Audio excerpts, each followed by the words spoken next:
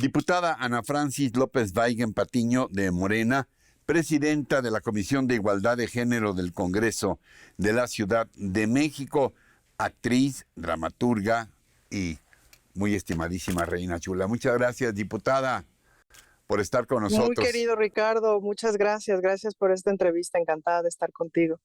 Diputada, para empezar por el principio, ¿qué es la violencia vicaria y por qué se llama así? Empiezas muy bien porque justo la primera intención de esta reforma es nombrarla y que todo mundo la conozca justo para que la pueda identificar y en segunda instancia denunciarla y por supuesto eventualmente prevenirla. La violencia vicaria es una violencia por interpósita persona, es una violencia de género que se hace hacia las mujeres a través de sus hijos. Y te voy a poner un ejemplo muy sencillo.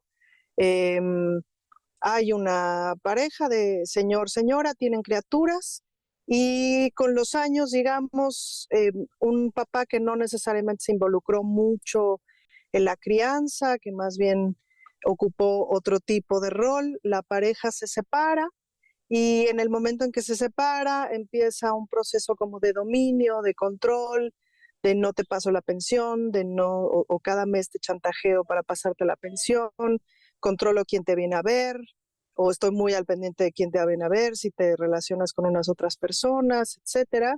Y eventualmente te empiezo a amenazar con te voy a quitar a tus hijos, etcétera. Y un buen día paso por ellos para llevármelos al cine y bolas, no los regreso nunca más.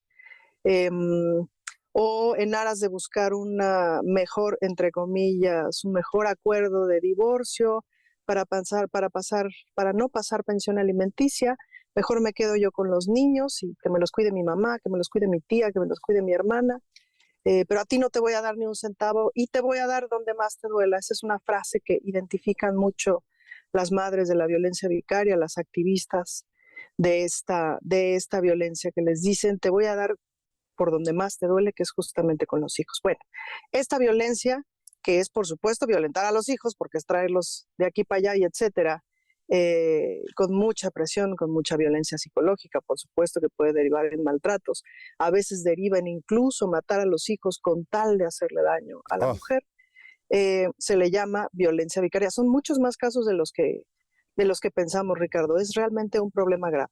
Menciono toda esta historia, digamos, o les cuento toda esta historia que podría parecer telenovela, porque seguramente mucha gente lo identifica a la hora que escucha la historia y porque son como los pasos previos, digamos. La violencia económica que se ejerce por medio de la pensión alimenticia es un paso previo a la violencia vicaria. Y la violencia vicaria es un paso previo también al feminicidio, por eso es importante tenerla bien ubicada. Ahora, en esta suerte de abanico negro de agresividad hacia las mujeres, que se expresa también de manera terrible, hasta en 12 o 14 feminicidios por día. ¿Tenemos una idea? ¿Hay algún estudio que nos hable de la frecuencia con que se ejerce esta violencia vicaria, además de los otros delitos graves que se cometen contra las mujeres en este país? Mira, primero un par de precisiones con respecto a los números y es importante las precisiones porque si de pronto no vemos cómo avanzan los números es muy desesperante y muy agobiante. Tenemos en este momento, bajó un 10% el feminicidio a nivel nacional, es decir, bajamos de 11 a 10. No son cuentas alegres, ¿no? Por supuesto que no, pero el mirar que va bajando, pues nos parece importante observarlo porque justamente nos permite, nos permite elaborar estrategias mucho más claras. No tenemos números de la violencia vicaria justo porque no ha sido nombrada. Esa es una de las primeras cosas que a la hora que se nombra, pues entonces ya vas con el INEGI y le preguntas, ¿no? O ya vas justamente con las fiscalías, etcétera, y le dices, dame tus números de violencia familiar, de violencia de género, y o sea, en el tipo de violencia vicaria, ¿cómo estamos? Digamos que una percepción que podemos tener en este momento tiene que ver con las denuncias de violencia familiar, pero te voy a dar un dato, por ejemplo, que es Sí, un número, es una cifra negra. Del 100% de casos de feminicidio, solamente el 30% tiene denuncias previas de violencia familiar. Y generalmente un antecedente de la violencia familiar es justamente, un antecedente del feminicidio es justamente la violencia familiar. Entonces eso quiere decir que hay un 70% que no necesariamente tiene denuncias previas, lo cual habla de una falta de denuncia, no de que no exista. Entonces ahí hay una serie de números que todavía nos falta en sí. relación a la violencia familiar. Ahora bien, en este caso estamos hablando de no una, sino de dos víctimas.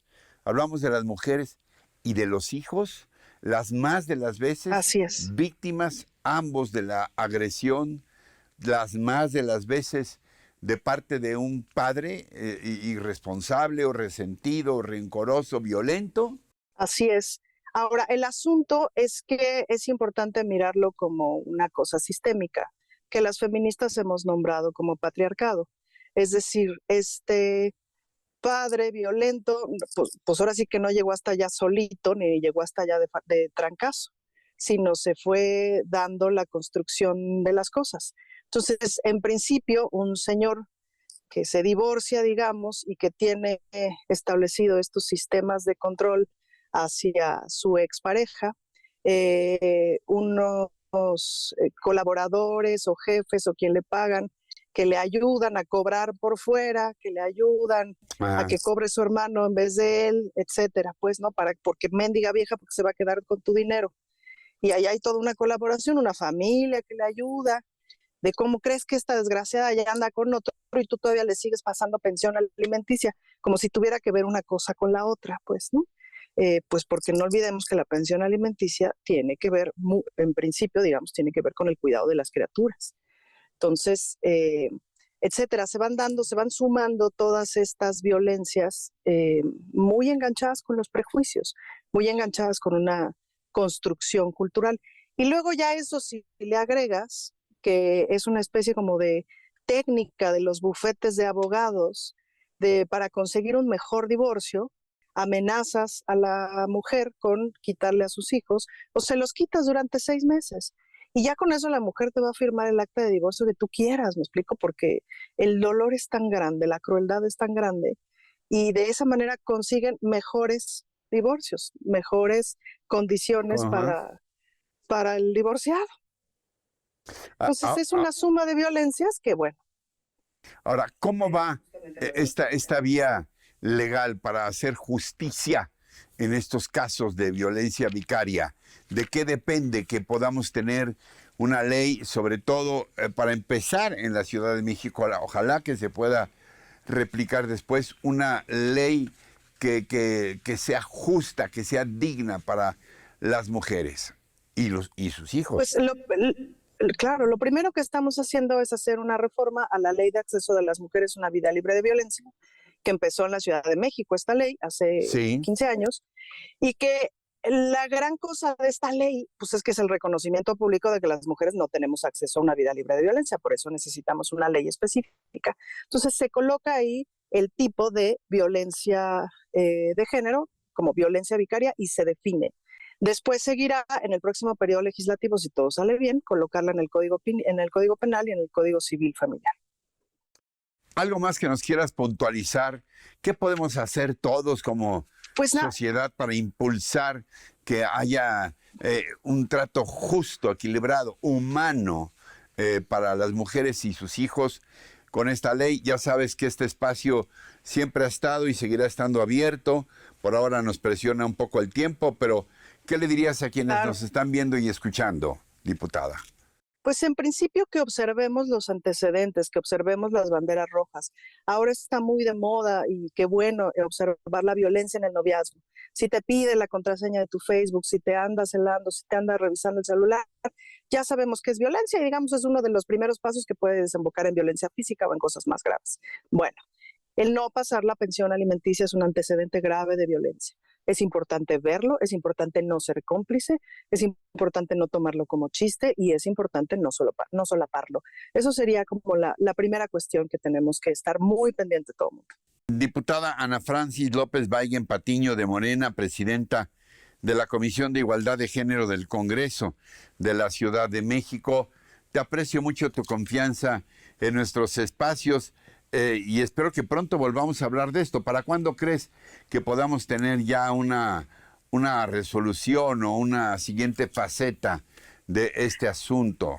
La aprobación de colocarla en la ley de acceso tiene que ser mañana y estaría aplicándose ya muy pronto en la Ciudad de México. Pero pienso que en febrero o marzo va a haber una discusión interesante para colocarla en el Código Penal.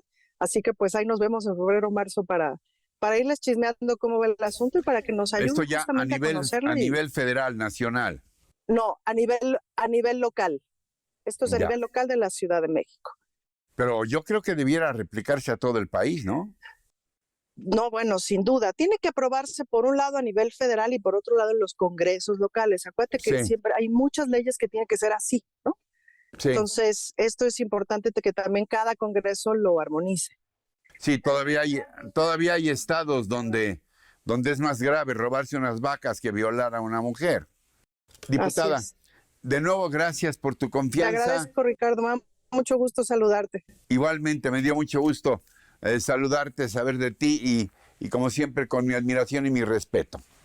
Igualmente, muchas gracias. Gracias, diputada. Y gracias también a ustedes por su atención, su compañía, lo que más aprecio, su confianza en este espacio. Hasta la próxima, hasta siempre.